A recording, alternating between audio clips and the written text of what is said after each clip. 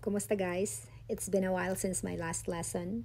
Medyo matagal na nung huling lesson ko. Nalulungkot kasi ako sa pagkawala ng nanay ko. I'm grieving from my mom's death.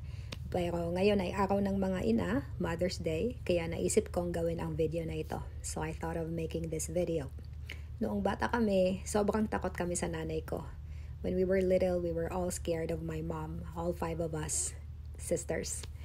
Parang yung Malcolm in the Middle kung alam nyo, wherein Lois, the mom of 5 boys, is always temperamental.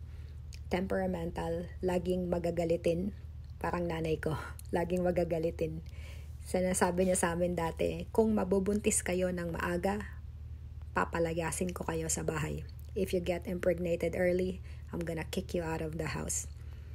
It sounds harsh, but it's just her way of saying, focus on your studies first, and you're gonna thank me later.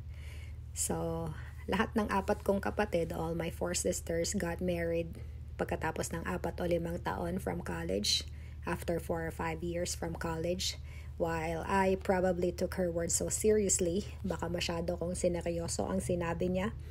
That's why I only got married recently at age 39. And I also got married on my birthday. Nagpakasal ako sa araw ng aking kaarawan bilang pagpupugay as my way of honoring my nanay, my mom, who gave me life on that day, na nagbigay sa akin ng buhay nung araw na yon, ng birthday ko. And she's the one who taught me how to be brave and strong. Siya ang nagturo sa akin paano maging matapang at malakas.